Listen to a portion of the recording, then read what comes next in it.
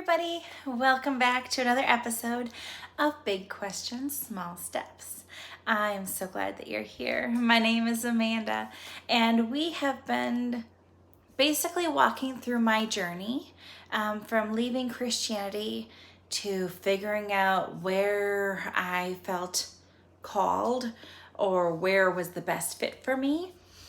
And currently I'm on the conversion path to Judaism. And my most recent video was about all the problems that I had with the concept of Jesus, and that was a long one. Lots of different details included in there. So today we're going to do a little bit of something different.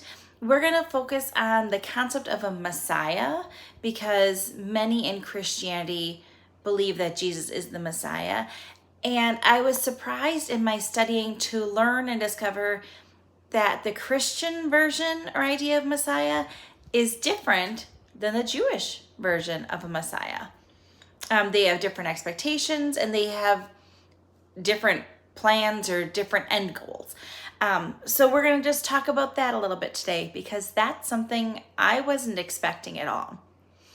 I really didn't think that there were different messiahs. That they were talking about in the different religions. I thought there was just one Messiah who was coming for everyone. And quite honestly, I didn't think that they were doing anything different. I didn't know. But now, after researching and studying more, there are some major differences between the two concepts of a Messiah, the Christian concept and the Judaism concept. So let's get started, and we'll talk about the Christian idea of a Messiah first, okay? So Christians believe that Jesus is the Messiah. They believe Jesus is the Son of God, and he was sent here to save us all. And if you believe in him in your heart and you trust him and you pledge your loyalty to him, then you will get to go to heaven when you die. That's what they believe. Big focus is you have to believe in them. They believe if you don't believe in Jesus and you don't accept him into your heart, then you might not end up in heaven. Depending on which branch of Christianity, it's an absolute you won't end up, or it's a, well, we'll wait and see, and maybe if your family members pray enough for you after you die, then you might go to heaven. But that's Christianity. Their end goal is to get to heaven. That's their goal. To believe in a Messiah, they have to be the person that has come to save you. They saved you because you are such a terrible person, that you have so many faults, you can't get to heaven by yourself. You need somebody else to come and be like a buffer almost to get you to be able to go to heaven. Okay. Another idea in Christianity is that the Messiah is part of a triune. So there's Jesus, God, and the Holy Spirit. They view them all as one and all interchangeably. Now, depending on your denomination, you could view them strictly as a triune. You could view them as a hierarchy where it's God and then Jesus and the Holy Spirit are kind of at the same level. There are also different branches of Christianity that they believe God gives his powers, for lack of a better word, to Jesus and the Holy Spirit, but he doesn't get anything back from the Holy Spirit. So it's not quite a triune there either. It's more of like a triangle. Different versions of Christianity and what the Messiah is going to do. The biggest thing, and most Christians, I believe, because I didn't ever hear this, most Christians will struggle with this idea, is Jesus in Matthew chapter 10, verses 34 through 39, actually says that he didn't come to bring peace. He actually came to bring war. And he goes on to say that he's going to have fathers fighting with brothers or sons, and like the idea that he came to bring war, not peace, is not something that in my Christian church we talked about. We always viewed Jesus as this loving person, and he's coming to save us all, and he's flawless, and he's perfect, and we have to emulate him. We have to be like him if you want to have any chance of getting to heaven.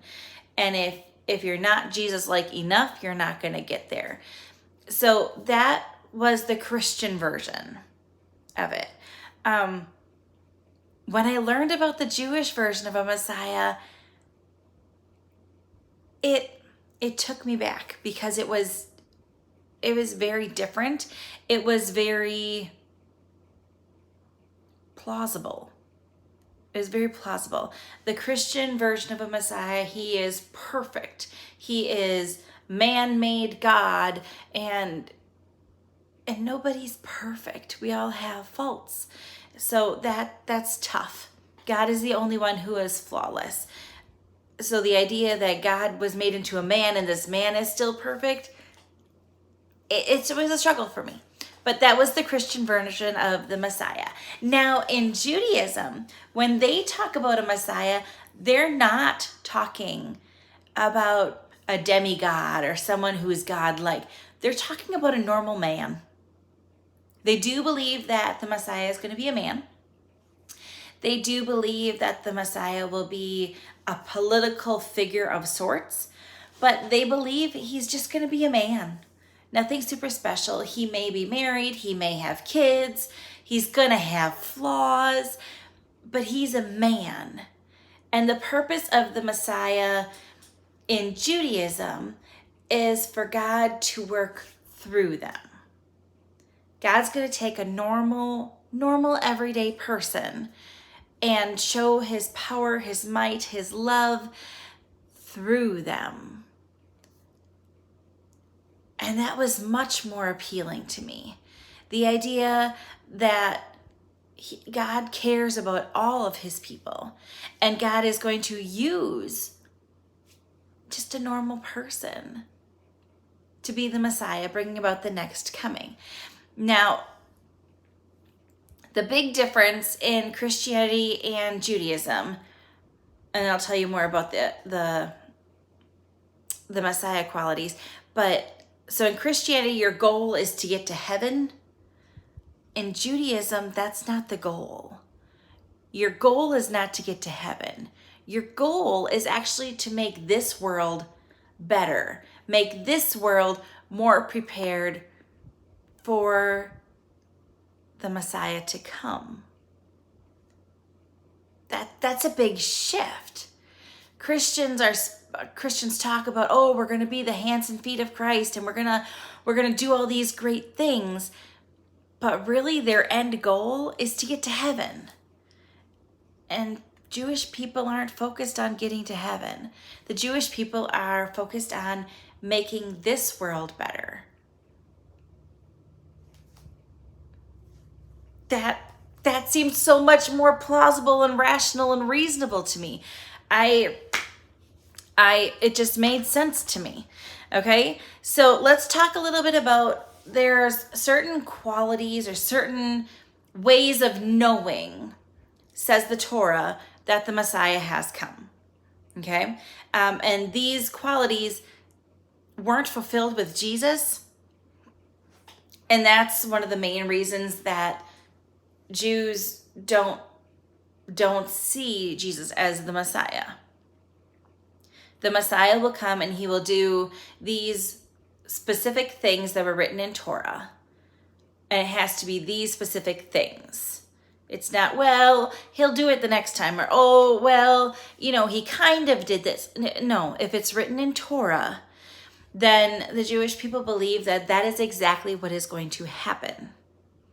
So, according to the Jewish concept of a Messiah, they will come about when everyone knows God, not believes like Christianity. Christianity believes in God. You have to believe in Jesus to get to God.